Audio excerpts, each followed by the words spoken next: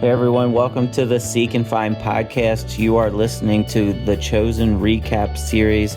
This is season 2, episode 2, and we are really excited for you to be joining us. Just be sure to follow all of our social media on Instagram, on YouTube, on Facebook. Whatever your podcast is, make sure you hit that follow or subscribe button. It helps us out, and it'll help you guys out getting a reminder whenever there's a new episode. Thank you all for listening. Enjoy this episode. All right. Episode 2 is titled I Saw You, and I say it every single episode. This is one of my favorite episodes because there's always some new angle of something that's going on in the episode that just is That's so cool. That's your new t-shirt we'll get for you. This is my favorite episode. I like that. That's a great I t-shirt. like that. So this is about Nathaniel. So one of the things I want to mention, because I know Don and I have talked about this a lot. Anytime we have something going on in the show, we are just Googling the heck out of stuff. I was like, okay, Nathaniel, which apostle exactly is he? So he's actually known as either Nathaniel or Bartholomew in Scripture. Correct. They're kind of used interchangeably in Scripture. So there's not a 13th apostle or a 14th. With the replacement of Judas later down the road. But what a neat thing the Chosen is doing is getting us to research. Getting people to research stuff in the Bible. Yeah.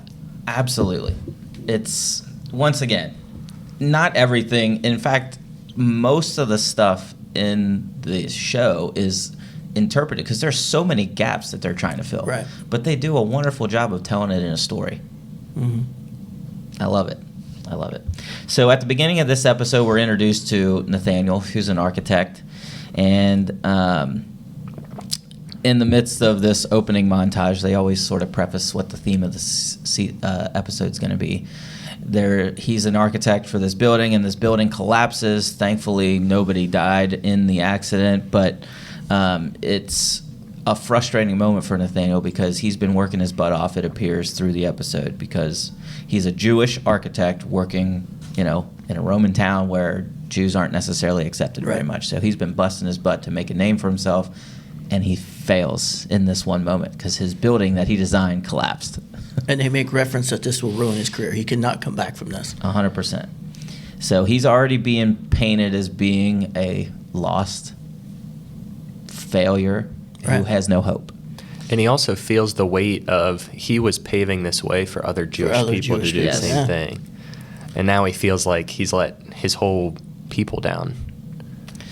And later we see him at a bar talking to the bartender. Great scene. Oh, and he's telling the story as if somebody died in the accident. Well, Nathaniel's like, to the bartender, you know the one who died was me, right? I picked up on that. He also went up and said, I'll have your cheapest and your strongest. Yes, It's cheapest like, and strongest. I don't have any money, but I'm ready to get lit. Oh, gosh. So it's such a good scene. So we see, let's just tell the whole story of Nathaniel before we jump into the other things from this. So Nathaniel, later in the episode, after he's told the story to the bartender, we see him under a fig tree. And he's got his architecture plans with him. And he is, at this point, he's agitated. And he's sort of speaking to God in prayer. And he is burning his architecture up, basically voicing his frustration with God, like, I did this for you, and I'm a failure. So he's mad at God for all of this. And it sort of reminds me of anytime our prayers aren't answered the way we want them to be answered, that we can get frustrated. Like, I prayed for this person to be healed of this illness, and you didn't heal it. Mm-hmm. I prayed for this interview to go well and for me to get this job, but I didn't get it. I prayed for this bully to stop picking on me, and it didn't get stopped. So it's just anytime those prayers don't go the way we want, we get frustrated, and that's where Nathaniel is. And he's alone, and I don't know if it was supposed to be depicted as being freezing cold, but it's clearly cold. Clearly cold. And he is frozen under this fig tree, burning these ashes up, and almost like consuming himself with it. There's this weird moment where he's like pouring the ashes on his head. Now I'm sure there's some to mourn. Yeah, I'm sure there's some sort of symbolism there that I don't know, but it's clearly like he's just praying and frustrated. Don't turn your face from me. Don't turn away from me. I just read that as you said that. He cries out, "Do not hide your face from me. Do you see me?" So the next morning, this, of course, implies that Nathaniel decided to, drink some of that cheap and He did drink strong some cheap, stuff. strong stuff. So it's implied that Philip, which we met later in season 1, I believe, right? No, in this, Or is this when we meet Philip too? Philip yeah, comes this is Okay. when Philip's sidebar. Philip is approaching the group. Okay, that's right. Yeah. That's right. We see Philip earlier in this And episode. Philip is hilarious. I love I Philip. love Philip. this Yeah. actor. Which is no longer with us. But, Yeah. I mean, he's alive. He's Yeah. no longer with the show. He actually, the actor went and played Jesus Yeah. in some sort of Oh, really? thing. It didn't Yeah. get that popular, I don't think, but that's why he left. He had an opportunity to do that. Wow. Some people, this is deep dive, chosen, message board stuff online, think that, he kind of wanted Jonathan Rumi to play Jesus differently, and he was like voicing his opinion about that or something, Yeah, and there it was a sort lot of of- created a riff on it. Was, I don't know. That's just speculation. The rumor He was has he a was trying big to become person- editor and Yes. producer all at the same time. He has a big personality, but he's so good. Philip So is so good. Yeah, he is good. So we meet Philip, and anyways, later it's implied that him and Nathaniel know each other. So they're traveling to the city, and Philip asks Jesus, "Can we stop and see a friend?" And I think Jesus has a line like, "Well, who would we be if we didn't Yeah, stop to see our we can't friends?" do that. We're not doing this right. So when Philip is talking to Nathaniel, he tells him that they have the one, Right. the Messiah. They found him. And Nathaniel's just looking at him, questioning him, because he calls him Jesus of Nazareth. And what does Nathaniel do? Laughs. He laughs. Everyone laughs. Yeah. What good can come from Nazareth? So he eventually convinces him to go. Why? Because Philip is different than Nathaniel remembers him. He's like, "I've never seen you talk about anything like this." Right. He says, "This is more. He is the one." And when he says, "You've changed. You're not just Creepy John's follower anymore. What's going on here?" That's right. Just shows the level of confidence that can come from Jesus. It was just all over what Philip was saying, his mannerisms, and Nathaniel felt that. And he's like, "Okay, Yeah. I'll check this out." And what does Philip say? This is one of the common lines too. Come and see. Come and see. Come and see. So they go to Jesus at the end of the episode, and Nathaniel's confused because Jesus is talking to him like he knows him, and Nathaniel keeps looking at Philip like, "What did you tell him?" And Philip is like, "Hands off! I didn't say a Didn't word, say dude." anything, bro. So Jesus, of course, has this powerful line, and he says, "When you were in your lowest moment and you were alone, I did not turn my face from you. I saw you under the fig tree." And Nathaniel's demeanor immediately changes, and he is ready right away to follow him. And Jesus sort of laughs and says, "Because I saw you under the fig tree, you'll follow?" And I don't remember exactly what Yeah. Nathaniel says, but he goes, "You are the Messiah," or something. He says, like, "Rabbi." Rabbi, Yeah. I don't know a dang thing about producing a TV show, but there It's are so perfect. many moments I'm like, I would have loved to have been a fly on the wall in the room when you were talking about how to write this Yeah. scene. Mhm. I love it. He also calls him the truth teller, which tells us that Nathaniel. He calls Nathaniel. he calls that? Nathaniel the truth teller when he first walks up, Mhm. which tells us that nothing against the other apostles, but perhaps Nathaniel is the first one who has led a life without lies. That this might be the reason Nathaniel is part of the group, that he needs someone this way. Now, of course, the architecture part comes into play soon too, but unlike the other people that we know, that Matthew, James, John, Andrew have always done a little bit of shady stuff, perhaps. We know they follow their father, the two of them and stuff. But this one he can rely on for truth. Tell me what you're thinking. Don't hide it. That's such a cool observation. I never picked up on that, but then you can see how he is just that in He's other the episodes. Truth.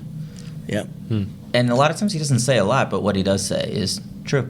And they, for some reason, once Jesus calls him the truth teller or the truth sayer, the other apostles learn to value what he says, because he's not going to sugarcoat it. He's not going to beat around the bush. He's just going to say what he believes, and they're going to believe that he's convinced of that.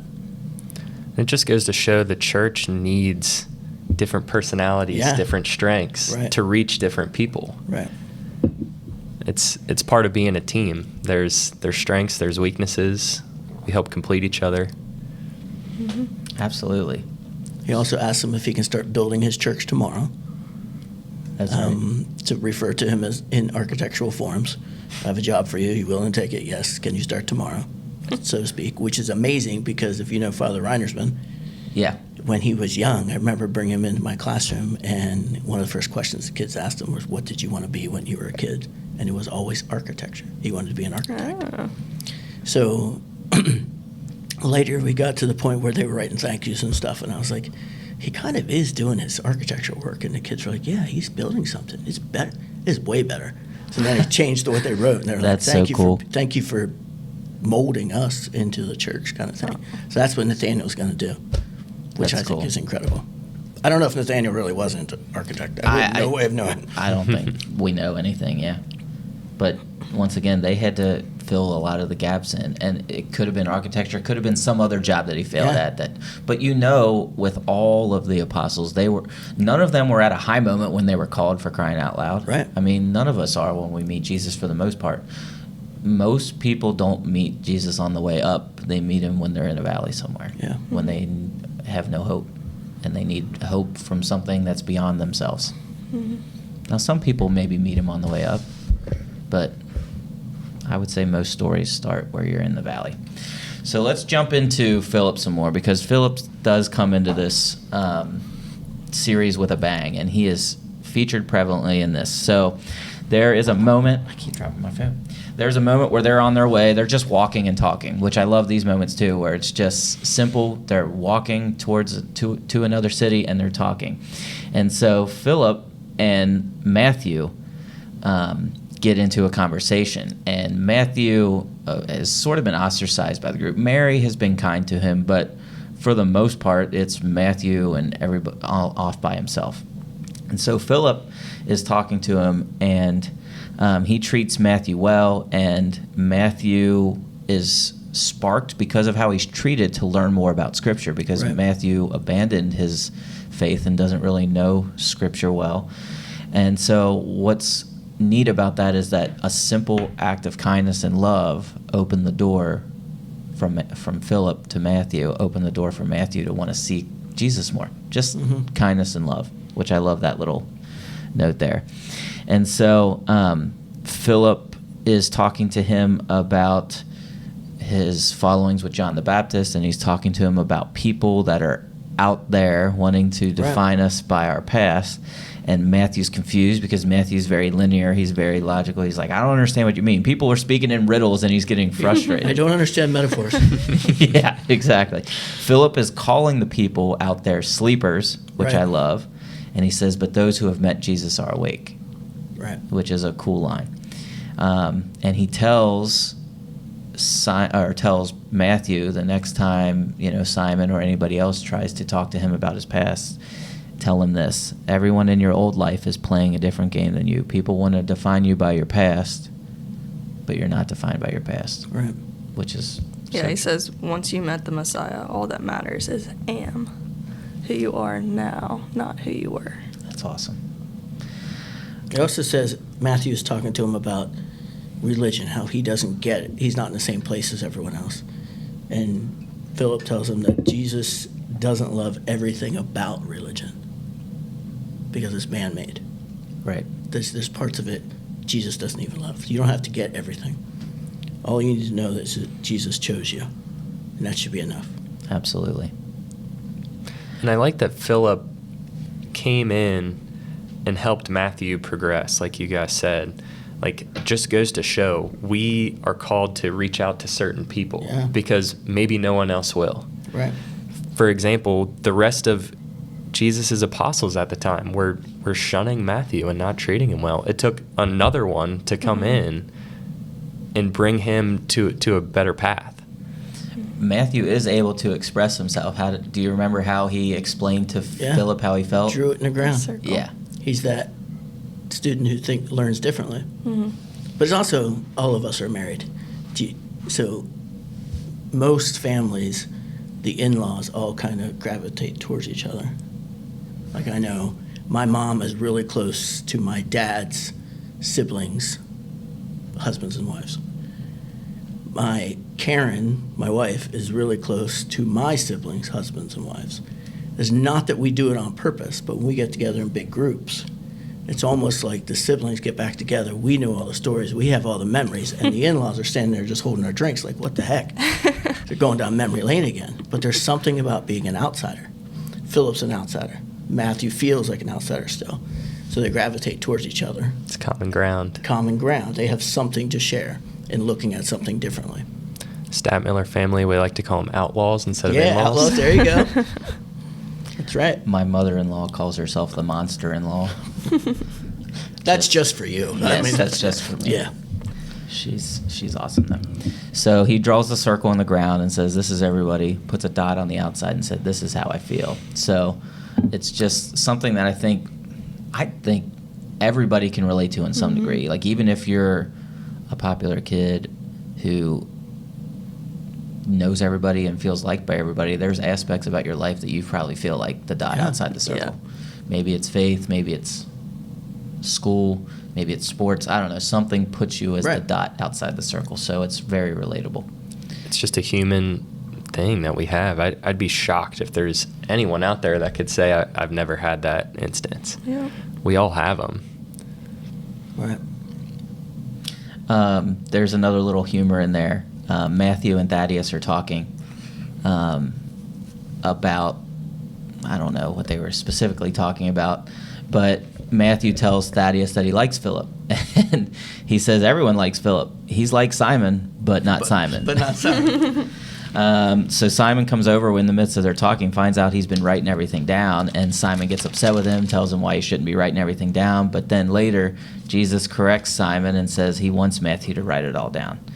So Simon, at this point, when I talked about it earlier, he's sort of presenting himself as a leader in the group, and he presents an idea to Jesus to have a structure for how decisions are made.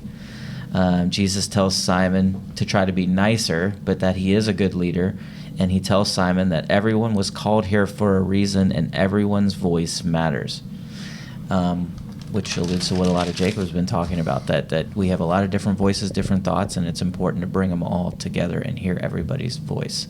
And everybody's in a much bigger hurry than Jesus is to make everything happen. They're ready to see the fireworks. They're ready to see the Romans overthrown. And Jesus has to keep telling them, like, that's not what I'm here for. I'm not here to overthrow any earthly kingdom. I'm here to build a new kingdom.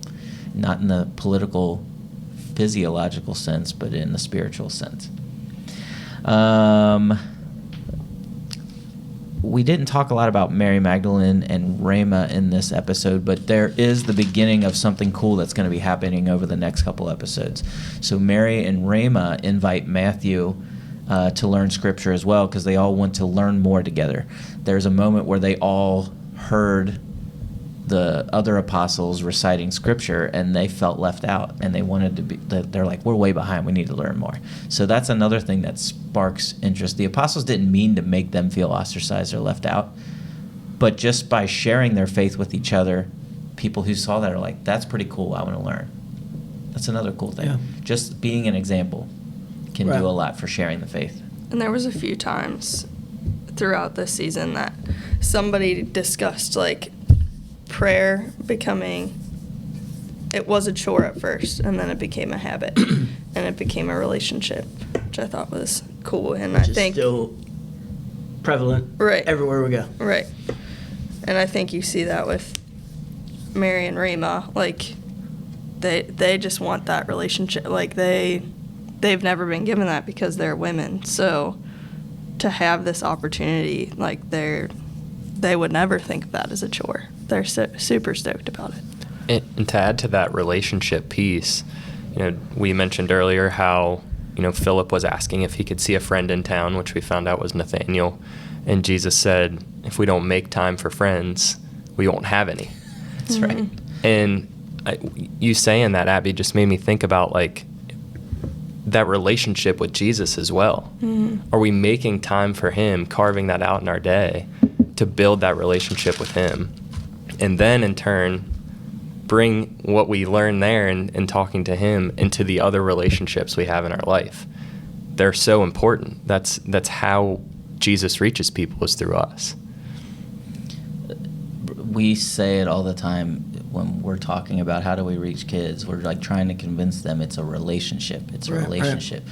But a relationship requires you to open yourself up to it. And that's the hardest thing, is to break through that wall.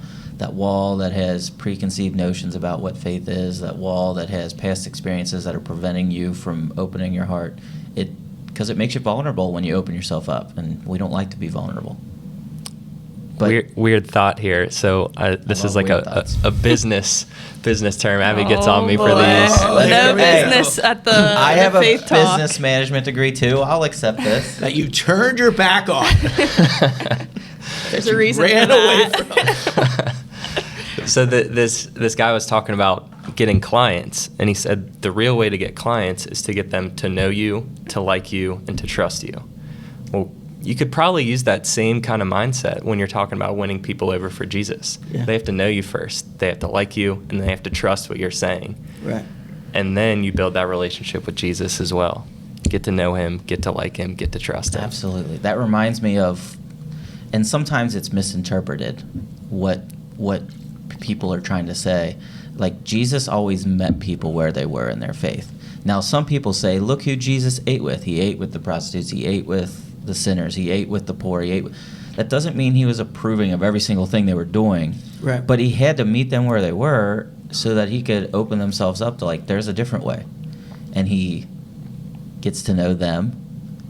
He teaches them who he is. And then he does what? He changes them. He says, now go sin no more. And that's what he's done for all of us. That's why we're sitting at this table talking about this show, is because he's affected all of our lives in a cool way like that, where he found us, or we opened ourselves up to saying, okay, this is different, this is cool, and we started that relationship with him, and we're trying to share that with other people in the best way we know how. Cool.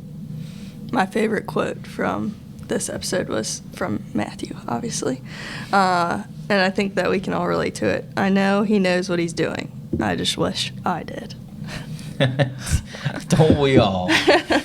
Sometimes Matthew is on point, super relatable, even though he's unique. That's why we love Matthew.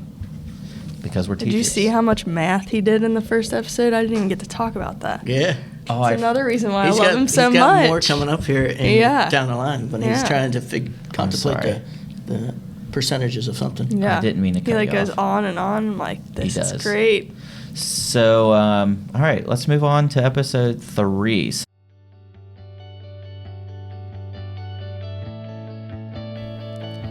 Thank you for listening to this episode of the BBHS Seek and Find podcast. If you liked what you heard, please like and share with a friend. Be sure to subscribe to all of our social media. You can follow us on Instagram and YouTube at BBHS.SeekandFind. You can also follow us on Facebook at Bishop Russer High School Seek and Find Ministry. Once again, thanks for listening, and may God bless you today.